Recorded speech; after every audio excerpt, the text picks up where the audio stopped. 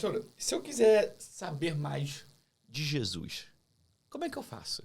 Tipo assim, eu quero, sei lá, eu gostei desse bate-papo aqui, eu vou ter que ler a Bíblia, mas eu começo a ler a Bíblia por onde? Eu começo por Apocalipse? Eu começo por Gênesis? Por onde eu começo? Eu vou lá em Salmo, que tem uma frase bonitinha, um provérbio que tem uns conselhos bacanas. Por onde eu começo? Nossa, que pergunta interessante a sua. Muito pergunta interessante. De fato, a Bíblia... primeira coisa sobre a Bíblia é que ela é um livro para ser lido na presença do autor. Isso vai fazer toda a diferença, né? E aí, quando a gente fala sobre a presença do autor, se você tem uma fé e você quer conhecer a Bíblia mais do que como um livro histórico, como nós mencionamos aqui, é necessário que você leia na presença do Espírito Santo, porque a Bíblia vai dizer que ele é o nosso ajudador. E justamente por ser um livro espiritual, vamos colocar assim, né? O irmão aqui gosta de Harry Potter, não é isso? Temos vários outros exemplos. Mas vamos supor, uma coisa que você gosta de ler e que é interessante para você ler, você vai pegar e você vai ler com uma facilidade. Você vai ficar curioso para saber, né? A Bíblia, ela na maioria das vezes, não vai ser esse livro para nós, porque justamente é um livro espiritual. Sim.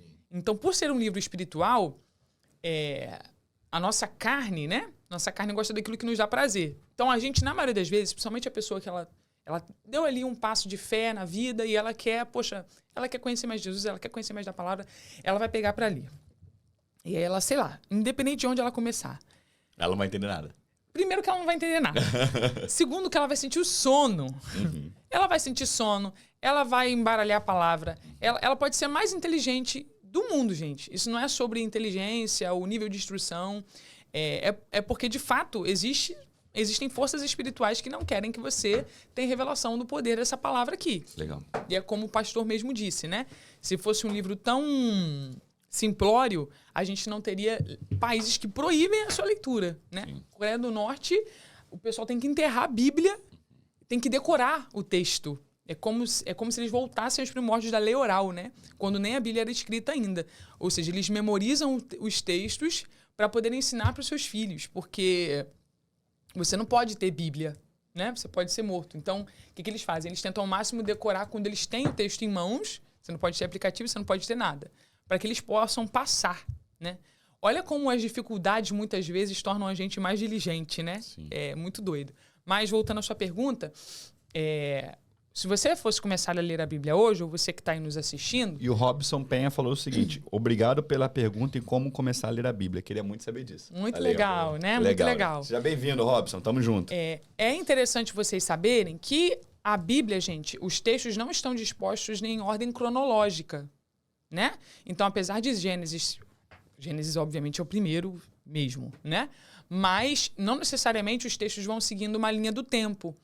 Então, como na maioria das vezes as pessoas elas não têm ciência dessa linha do tempo, se torna muito complicado você começar por Gênesis e ali seguir o Pentateuco, que é o que a gente fala que são os primeiros 5 livros históricos da Bíblia, né?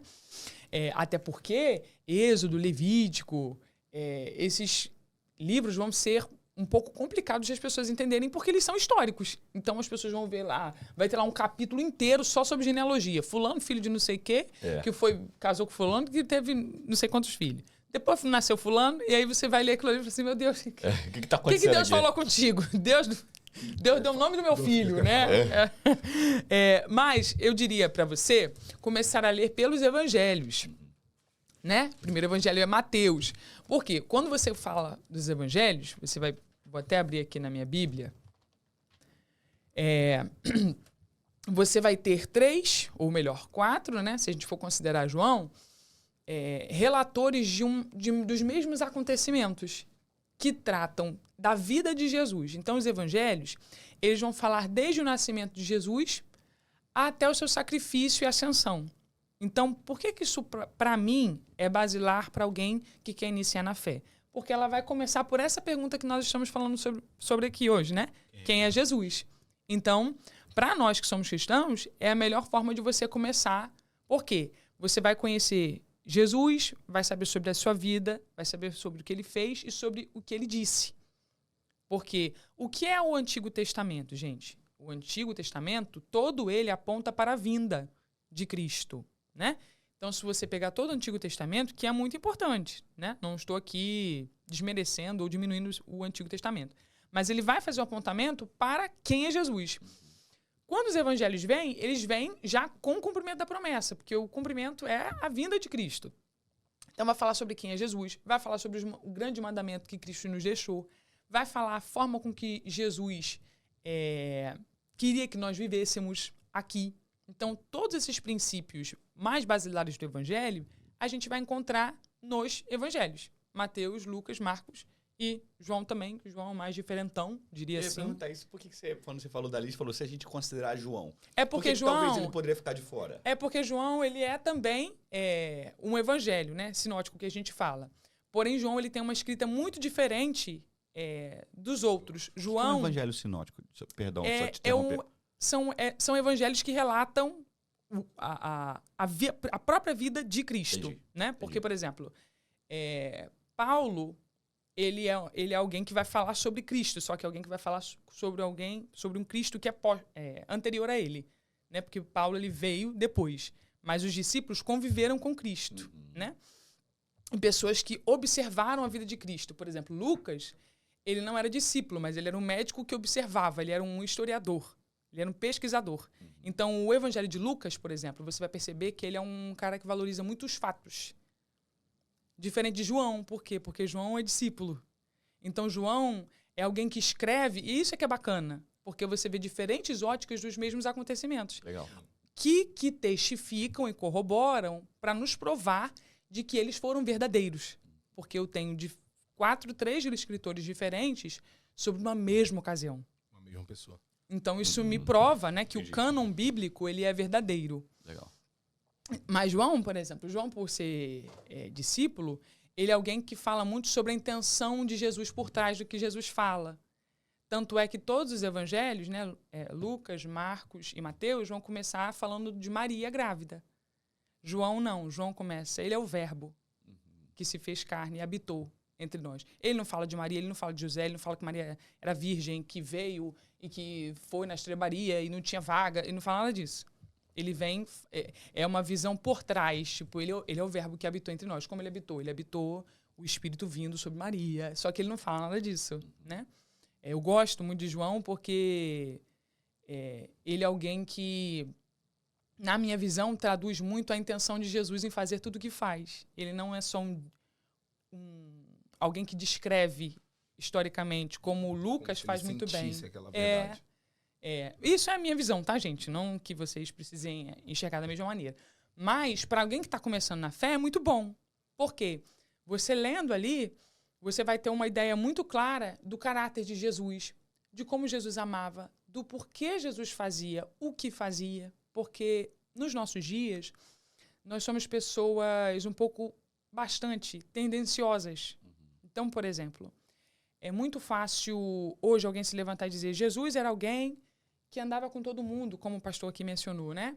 Então, você tem que ser assim também, aceitar todo mundo. Não, mas Jesus ele andou com todo mundo, ele amou todo mundo, mas ele não aceitou tudo. Eu te aceitar não me faz aceitar tudo que você faz. E Jesus ele soube separar muito bem todas essas coisas, porque ele amava. E o amor de pai que se manifesta no filho, né? Porque ele diz, olha, João 14:6, ele vai dizer, olha, ninguém vem ao Pai se não for por mim, e quem me vê o Pai. Então, se a gente quer conhecer Deus, a gente olha para Jesus. Como Jesus fazia, o Pai faz. Então, o que a gente vai ver Jesus? Jesus vai estar com a mulher samaritana, por exemplo, e ele vai perguntar assim para ela, eles estão no poço, ele não pode dialogar com essa mulher dentro da cultura dele, mas ele está ali dialogando com ela, supostamente quebrando a lei, supostamente, mas essa mulher vai dizer assim, o senhor não tem que beber, ou o senhor está pedindo para... Porque Jesus beber no vaso daquela mulher era como eu beber água no pote do meu cachorro. Era exatamente isso, né? E Jesus vai dizer assim para ela, se você conhecesse quem é que te pede água, você não teria mais sede, você que estaria me pedindo de beber. E Jesus vai iniciar um diálogo ali com aquela mulher. Em dado momento, ele vai perguntar assim, onde está o teu marido? Jesus pergunta isso na sua onisciência, sabendo que aquela mulher estava com um marido que não era dela. E aí aquela mulher vai dizer assim, não tenho marido. A outra pegou o presentinho de Deus. É. Ela vai dizer assim, e ela é sincera, porque ela diz, eu não tenho marido. E Jesus vai dizer, disseste bem, porque o que agora você está não é teu marido. O que Jesus estava dizendo? O que Jesus estava fazendo ali? Jesus estava dizendo, olha, você está errada. Só que o engraçado é que essa mulher não sai correndo. Ela continua querendo ouvir. Porque esse amor de Jesus é tão poderoso que a santidade dele e a autoridade dele não repelem o perdido, atraem. E é sobre isso que a gente está falando aqui, né? Porque muitas pessoas, elas têm uma certa resistência em ouvir falar sobre Jesus, porque elas, em dado momento, foram julgadas por pessoas, foram insultadas até em nome de Cristo, né? Em nome de Cristo. E o que eu quero dizer aqui, gente, com isso, é que Jesus, sim, ele tem poder e autoridade para apontar todas as nossas falhas, mas ele não faz isso pelo prazer de nos colocar num lugar pior do que o que a gente está. Ele faz isso porque ele é o único capaz de nos tirar do lugar onde nós estamos e de nos trazer para um lugar de retidão, de justiça, de perdão, de amor, né? E aí Jesus diz isso para essa mulher, olha, disseste bem, porque o homem que você está hoje não é teu marido. E ela, em seguida, parece que ela muda de assunto, mas ela diz assim, onde é que se pode adorar? Parece, quem está lendo o texto, parece que ela está mudando de assunto. Tipo, ela ficou sem graça e mudou de assunto. Mas não é. O que ela está perguntando ali é como é que eu posso receber perdão, então? Porque quando ela pergunta onde é que se pode adorar, é que a forma dos judeus receberem perdão ou expiação pelos seus pecados era entregando sacrifício. Só que ela não podia ir no templo, porque ela era samaritana. Então ela meio que está perguntando assim para Jesus, olha, eu quero perdão, mas no templo eu não posso ir porque eu sou samaritana. Devemos ir no monte? Onde é que se deve adorar? No templo ou no monte? E no monte Deus não recebe, porque o lugar era no templo. E aí Jesus ele vai dizer, olha, é como se Jesus dissesse, nem no templo nem no monte. E aí ele vai dizer, olha, aqui está, eu estou aqui, né? Aquele que beber de mim jamais terá sede. É como se Jesus estivesse dizendo, o seu perdão que você busca em outros lugares, tá aqui. Tá aqui. Uau. É esse que fala contigo. Legal. Esse é o que fala contigo. Legal. Como é que um Jesus que julga, como é que um Jesus que aponta, como é que um Jesus que não nos recebe, que é julgador, que é quase que um juiz, né? Como é que ele se aproxima dessa forma, dessa mulher, naquele tempo, e diz isso para ela?